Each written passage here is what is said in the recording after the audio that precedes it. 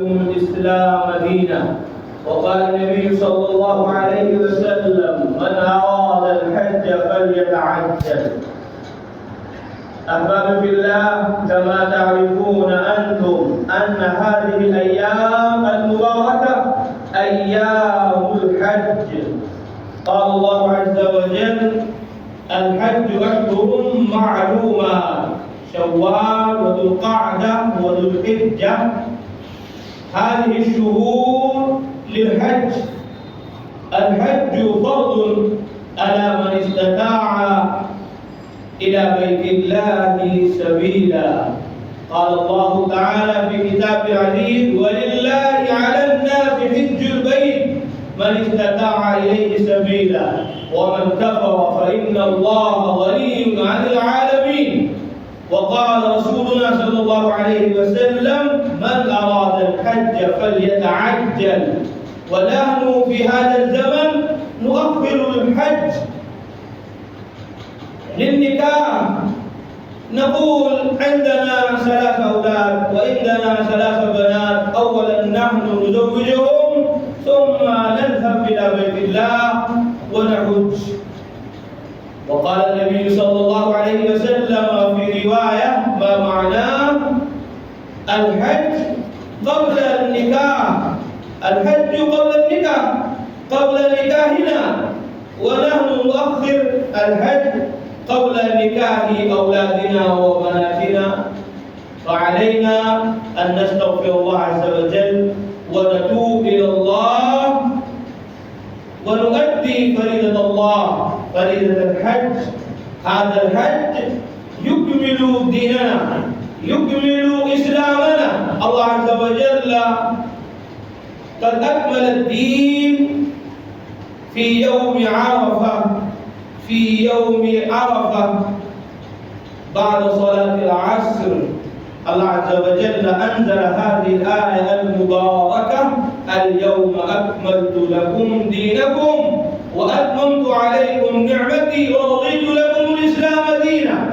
وقال ربنا لنا في كتاب العزيز: يا أيها الذين آمنوا ادخلوا في السلم كافة ولا تتبعوا خطوات الشيطان فإنه لكم عدو مبين.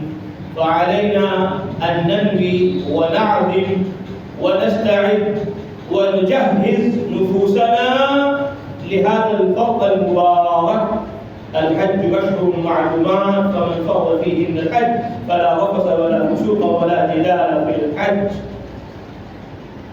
قال النبي صلى الله عليه وسلم: إنما الأعمال بالنيات.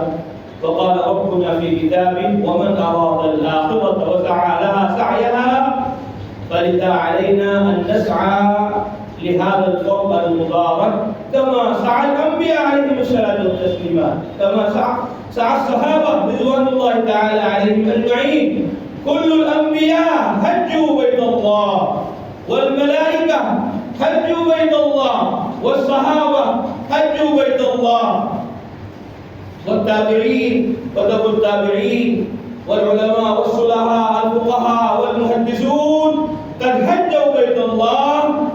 فلذا علينا أن نهج بيت الله عز وجل ونجهز أنفسنا وندعو الله عز وجل بعد الصلوات المكتوبات: اللهم وفقنا للحج كما وفق الأنبياء والصحابة والصلحاء والعلماء والفقهاء، فإنه على ذلك قدير. أقول قولي هذا وأستغفر الله لي ولكم أجمعين.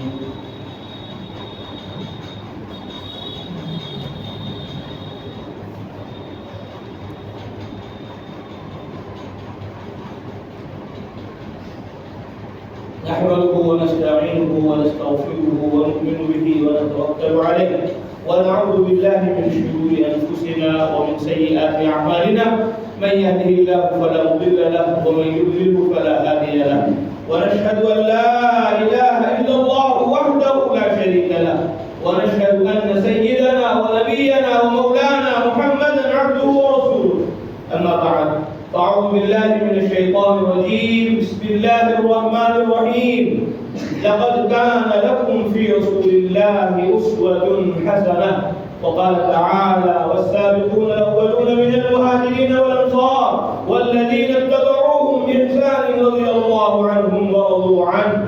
وقال النبي صلى الله عليه وسلم: أصحابي كالنجوم فبأيهم اقتديتم اهتديتم. وقال النبي صلى الله عليه وسلم: الله الله في أصحابي لا تتخذوهم غرضا من بعدي، فمن أحبهم فبحبي أحبهم، ومن أبغضهم فببغضي أبغضهم، أو كما قال عليه الصلاة والسلام.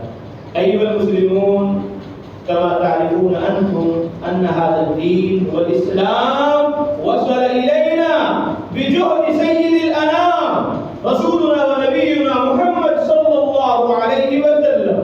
قال ربنا له في كتابه: يا أيها المدثر قم فأنذر وربك فكبر وثيابك فطهر. فالنبي صلى الله عليه وسلم قام بالدعوة والتبليغ.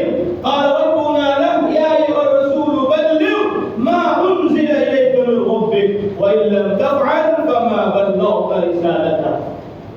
فالنبي صلى الله عليه وسلم يقوم بالدعوة، يقوم بالتبليغ، يقوم بإعلاء كلمة الله عز وجل. ونحن لم نقم ولم نستعد ولم نخرج في سبيل الله لتبليغ كلام الله عز وجل، فكيف نفوز ونفلح بدون اتباع الرسول صلى الله عليه وسلم؟ قال النبي صلى الله عليه وسلم: عليكم بسنتي وسنة الخلفاء الراشدين المهديين، عضوا عليها بالنواجذ. وقال ربنا في كتابه: لقد كان لكم في رسول الله أسوة حسنة. ما قال لقد كان لكم في محمد أسوة، في أحمد أسوة، بل قال لقد كان لكم في رسول الله. قال